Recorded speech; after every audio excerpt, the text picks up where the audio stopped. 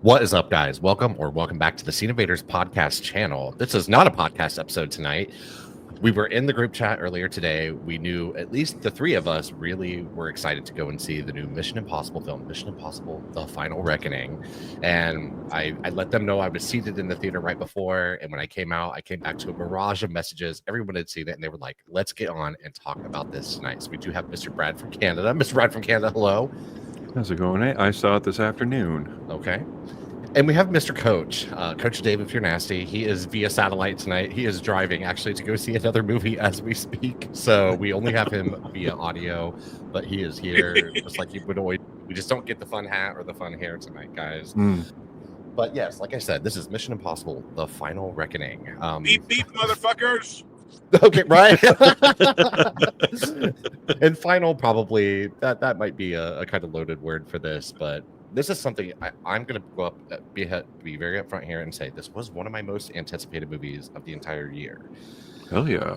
I loved Dead Reckoning Part 1, which I think they're just calling Dead Reckoning now. And I could not wait for this. I've been so excited for this since it came out. And I think that maybe I might be the most enthusiastic about this tonight, but I'm curious to know like what you guys were feeling going into this based on like the last movie and all that kind of stuff. I went into it. I'm a huge Mission Impossible, Ethan Hunt, Luther, and Benji, all of them fan. I loved them from the beginning. I loved just the spycraft and everything around it. This one kind of took a bit of a turn for me. It denigrated a little bit, only because of the previous one of Dead Reckoning, and I still enjoyed it. I enjoyed the hell out of it. I love the action, but it seemed a little muted this time for me, only because of the quote-unquote villain. Okay. I see where you're coming from with that a little bit, for sure. Yeah. What about you, Mr. Dave? How were you feeling going into this, coming off of Dead Reckoning Part 1, or Dead Reckoning? Final Reckoning. No, coming off of the Dead Reckoning. Sorry. Screening of it last night. Oh. You were coming off of Dead Reckoning? Yeah, I was just curious, like, how really you matter. Yeah, I mean, that's true. I think that's true. And that's one of my complaints. We'll get there.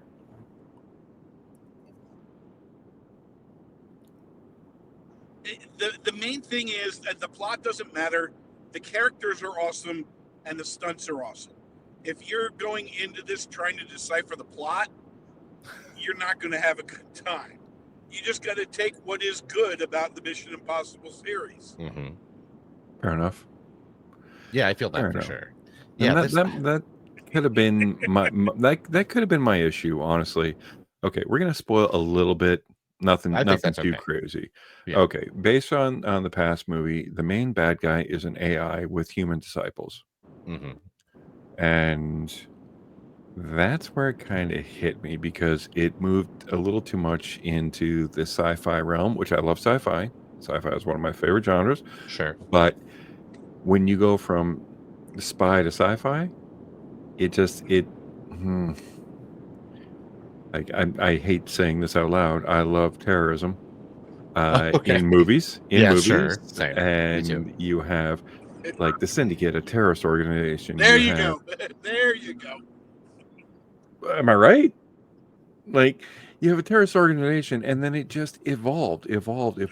You still had all the awesome stunts with the previous movies. You had the breaking in, getting the knock list. You had all those wonderful things that were fun to watch because it looks like they had stakes. And now you add I'm not gonna lie, a killer robot. Yeah, essentially. That pops in. And sure, the stunts are still great. The actors are still amazing. The characters are still on point with how they always have been. But it just seemed a little too far-fetched that there was a killer robot taking over the world, launching nuclear weapons, and there was no Terminators walking around.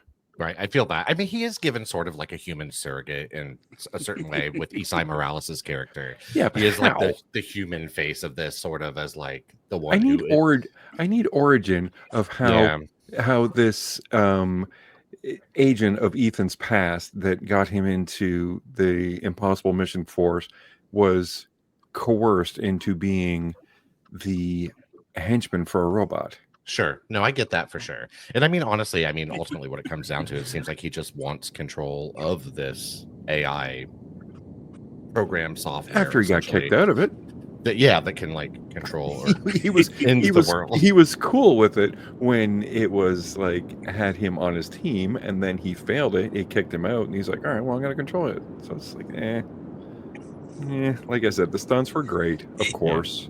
The scenery is absolutely amazing. Right. Like Dave said, if you're looking for proper story, you're never going to get it because this is a movie. But it's funny. I was doing recaps for another channel. Pat Egan's recaps. Check him out. He's How amazing. dare you? A whore for money. And as I recapped Mission Impossible 1 till this current one, Okay. I realized as it started, the stunts were small, the story was big. Okay. Right. And then part 2, the stunts got bigger, the story got smaller. 3 was an anomaly. It was awesome action and awesome story. And maybe the best villain of the series. Yes. Yeah. Yes. Owen Davian, absolutely. Philip Seymour Hoffman, one Yeah, of the best so- actors in the world. So I mean, you got that.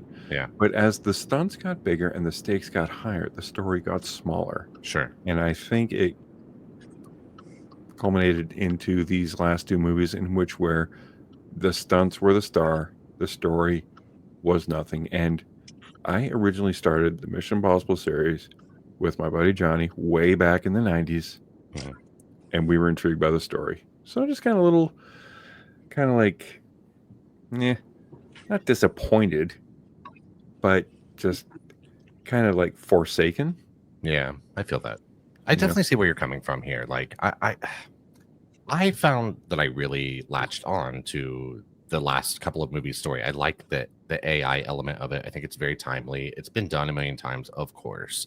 Mhm. But I think there's just something that kind of almost like makes it the threat. The threat feels a larger scale, I think, than what it usually. Oh my god. Look at him. Yeah, Look at the hair. Look at the hair. Coach and hair. There's Here. theater. He's I love waiting it. for the theater. But yeah, I think something Way here to be feels like, responsible for like not looking at us while driving, first of all. yeah, facts. Big facts. Learn from Mr. Coach, guys. Learn from Mr. Coach because he's driving responsibly. Maybe talking to us. That's responsible enough. We all talk on the phone in the car, right? He listened to us talk. Let's not even lie. It was hands free. Yep, absolutely. That's illegal. Listen, the one thing I do have to say about watching this movie is I felt like the meme of Leonardo DiCaprio pointing at everything because of all the random shit that would pop up. Like, oh, there's Hannah Waddington. Oh my god, Yeah. there's the guy from Severance. Like, Oh, Mr. Milchak was in there, and yeah, Mr. It Milchek, definitely was. Nick Offerman. Yeah, It wasn't- right. It was a who's who of talent. Yeah, for sure. I mean, Yeah. this is kind of like draws it, and this franchise is absolutely fantastic. I will never say a bad thing about it's it. quality as It hell, is for sure. So good. It makes money. It draws talent. But it was just, I don't know. This movie was more of a celebration of things past. Yes. Yes. And now this series, as long as it's gone, 30 years, deserves to be celebrated. Sure. Mm-hmm. Maybe not in the last movie. Maybe Gotcha. they could have not patted themselves on the back so hard. Yeah, I get that. And it could have been a DVD extra. Remember DVDs back in the 90s? We had them when this series started. And it was just, I listen, I love seeing the guy from the CIA room from the first one. Mm-hmm. Oh, yeah. I loved the familiar connection. I loved all of that. I don't know why someone who loves comic books, science fiction, all the stuff as much as I do, I cannot get past the evil AI. Gotcha. I mean, I think that's It does fair not enough, for seem sure. like it doesn't seem like a realistic enough threat.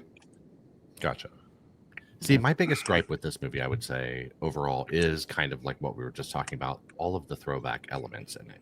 I wish, in a way, and I get that this is a double-edged sword, I wish the filmmakers had trusted the audience enough to just put the pieces together on certain things without constantly showing a scene from an old movie or something like that. Because the first hour almost feels like you're just watching sort of a slideshow than at times Right. of previous Mission Impossible movies. And I get why they're doing that, because they want it to be accessible to everyone. And this is kind of a convoluted movie with a lot of characters, a lot of story things coming together and all of that. And I see why it could be just too much. But I think this could have achieved like real, true, genuine greatness if it capped off the series, or the series as we know it now, or however they're handling this, by trusting the audience and letting them put these pieces together on these past characters, and instead of showing us a clip from the movie they were in and like that kind of stuff. So Right. that took me out of it a little bit. But overall, I do understand the choice there. They want to make money here and they want to reach audiences. And my audience was into this movie for real. They Mine clapped too. at the end and everything. Like Yeah. they were feeling it- this. It was great energy, and I did love seeing this in the theater. So anybody watching this, yes, actually Yes. go see it in the theater. I agree. Because it is worth Mhm. a theater watch. The visuals are absolutely fantastic from beginning to end. What was your favorite set piece ahead. from the movie, guys? And I don't think this is spoiling much. I think we all know there are big set pieces in Mission Impossible films that don't really involve plot so much as much as just big giant action moments. Might Or sound simple and easy, but mine was the very, very end, the rolling Okay. hills. okay, Beautiful. gotcha. I don't know. I mean, like, it's the main two things is wind and water. So Yeah. which of those two did you Yeah. like better?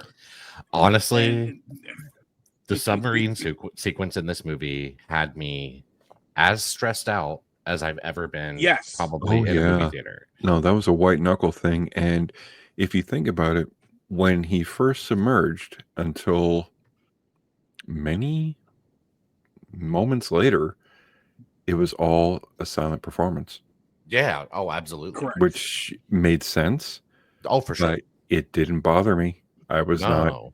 He uttered 2 words in a half an hour, Sure. probably. And it really was great. I thought it was masterful. Like the tension building in that whole sequence, and like you said, it has to go on for at least like 20 minutes or more. Yep. And it's just one thing after another, tension upon tension, ratcheting. And is it far-fetched? Of course. But you This know is what? Mission Impossible, guys. As far-fetched as the situation is that he is in, it's almost plausible within the physics Yeah, of course. the universe that he is in. For sure. The issues, I was fucking waiting for him to like clunk, clunk, clunk. Right. And I'm like, oh god damn it, it happened. Well, listen, someone who's claustrophobic, I was Oh, losing. God. I was climbing in the walls. Yeah, At one I point bet. Of like, oh my gosh, no. Yep. That's not how we're gonna do this. Well, another thing that the Mission Impossible movies are very famous for is perfect timing. Yeah. Mhm. In where something wouldn't happen perfectly unless you were there at that perfect time. Oh yeah. And There's a lot of that in this movie. This hits every hole in one. Well, you have an eighth of a second to be here at this time. Well, and then people that don't Yeah. know that you have to be there at that eighth of a second is going to be there, and they might not be there and stuff like that. And Hope your tracker's knock, working. knock, like- knock, knock, knock, knock. Yeah, fair. So, yes, guess what? This is a very big piece of fiction, Yeah, but it is fun fiction. Sure. If you can dispel reality and belief, like Sure. for whatever Oh, yeah. reason, You I'm have having to in trouble. order to I'm enjoy having this. trouble with the enemy, but You know what the more would I be a think- big kick in the junk to the Oscars is they finally have the first year of a stuntman Oscar, Mhm. and Tom And it Cruise goes to Tom wins Cruise. Yeah, right. He would deserve it, man. I'd be down for that, man, because it. I know, but it's like the Because we've all things- seen like this plane in some of the marketing and all that kind of stuff for the movie, like where he's hanging off a plane. Yeah. He's done that in these movies before, but I think this does take Not that like to this. the next level oof. in a really major way. And I'm sure some of this was not done exactly practically, but I'm Yes. sure probably too much of it was done practically. And What was done clearly you're putting practically- lives at danger. What was done practically is everything that you probably saw most of it. And I will say this, I want there to be an Oscar award for the most painful thing that looked like it happens with my man's arm. Oh yes, Because Oh, dude, real. I laughed I- out loud. At his I scream. laughed hard, but I also have bite marks in my left palm from, oh my God. 'Cause- Oh, not It's that intense. that criminal prick didn't deserve it, but you Yeah. know, Yeah, for sure. I know. And And honestly, it's his just like it's a shame. It's a shame he couldn't save his brother Richie, and then he would have never turned to that life of crime. right, for real. and when he did exit the plane, I was not expecting that either. I wasn't either. Exited the plane with a little bit of glee and then Mhm. much despair. Oh yeah, and that got a really big reaction from my Oh, crowd. Which I was in probably a Yeah. 75% full IMAX theater tonight, which Yeah, me too. houses a lot of people. And I knew there were a lot of people in there, and I remarked to Chris like when it was over, and everybody stood up. Like you really then see like how many people are in there, Oh yeah, and you I was felt like, the man, this people. theater is pretty full, man. So people were here for Do it. you who were your guys' favorite supporting characters? I don't know what her character name is, but Palm Clementif. Paris. Hilarious. Yeah, she's hilarious. She I love that they make an Asian woman only speak French. yes. And she's just her screen presence is so great. Her looks are so funny. She's just hell bent on death. Basically, that's all she wants. Yeah. And I think but there's so much more to her character, I think, boiling under the surface that it doesn't come across as just like a one note type of thing. So I think it makes her kind of one of the more complex and interesting characters here because she's such a gray Did you- area in all of this story. Have you guys seen the film that her and Simon Pegg last time with the Mission Impossible made a saw film it. on set?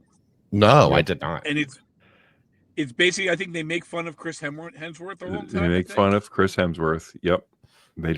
and They sing a song. Okay. And she is so and charming. then I'll send it to you because like she's just the greatest thing ever. And then there's one where she has earbuds in, and Simon Pegg like she's doing a junket for press, Okay. and he's telling her to do everything. Oh, okay. So it's like the whole time, like she's playing. Oh, my cat died, and that's the memory that I played to the entire scene. Like I can see she it is so good at straight facing. too. Mhm. She really is. Yeah, I would say she probably gets the top award, but Yeah. the runner up is the Inuit woman. Oh, she was so Yeah. good too. She got a lot of laughs from my crowd, from me too. And- Showing Haley Atwell how to do the dog sled. Just you have to do this because I need to sleep. Well, and it was so funny too because they chose not to subtitle that moment, and it puts you in Perfect. like Yeah. Haley Didn't need to. Atwell's shoes, basically, because you don't know what she's talking about exactly. Like you get the gist of what's going on, but you don't quite know. Mhm. And I thought that was so smart to not subtitle it, just so you sort of are feeling the same way the character would feel in that moment and stuff. And you're just sort of like, I get this, I guess, but I don't maybe fully get it. But we're gonna go for it and see what happens here. No, so for me, it's a buy. It's a buy with a couple contingencies, only Sure. because I'm so narrow-minded that I cannot just dispel belief and enjoy a movie. For Fair me, enough, it's a dude. buy, but I'm buying the whole series. Yeah. So no matter what I do, it's all coming together. Sure. And definitely for me, a buy, guys. Like, I was talking to Chris about this on the way home. I think maybe technically Fallout might be the best of the series. But It's I my have- favorite. it's amazing. Like, I mean, there's no denying how amazing it is. Not just there because Henry is- Cavill's in it. Okay, right, exactly. Doesn't hurt But- though. This these last two, for some reason, for me, they just really hit with me, and I really enjoyed these, and I had so much fun watching these. And I think I'm kind of on the opposite spectrum of Brad just a little bit, because I love this AI element. I like the threat that it presents. I don't think it's like the strongest villain of all time necessarily, but I like sort of like the raised stakes of the threat level in a way. And I thought it kind of gave it a slightly more somber tone. I mean, you still get laughs and heart and all that kind of shit in this movie, but I just thought it felt like there were real stakes on the board here. Well, the And- threat level was amped up absolutely into like a global Yeah, like crisis, but I think it could have been that same global crisis with like the didn't have to be Syndicate AI. or the Apostles, Yeah. then and some really good human hackers, and just maybe just a little more.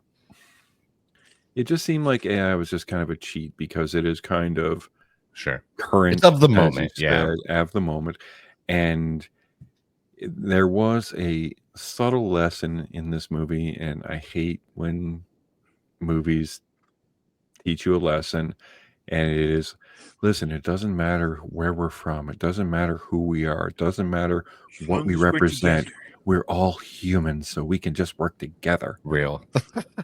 Big facts. Well, first of all, if you need a movie to teach you that, you're a fucking idiot, because Okay, right. that's just fucking reality. Okay, we are all humans, let's just work together. That's true. That's not me teaching you a lesson, that's just goddamn reality. I agree. And Mr. Coach, I know he's in the car because he's on his way to see Friendship, which I plan to also try and see this weekend. I'm excited for that one, and I'm sure we'll talk about it on the show coming up this next week. I think I'm literally going to time it perfect. I think they're midway through the trailers right now, okay. so we're going to time this perfectly, guys. Thank you for putting this together and for absolutely. putting up with my your No, it was great. There was never an issue, not on my end tonight, man. But Yeah, like I said, got us. Yeah, it's interfering. Come back for the Scene Invaders podcast this coming week. We record on Wednesday nights usually, guys. And we try to have it out Thursday, Friday at the latest. And we'll probably discuss this again, Friendship coming up, and any other things that we watched this week and whatever our special topic is. So thanks for coming back, guys. We'll talk to you soon. Enjoy your movie, Mr. Coach. Coach Dave, if you're nasty. Toodaloo.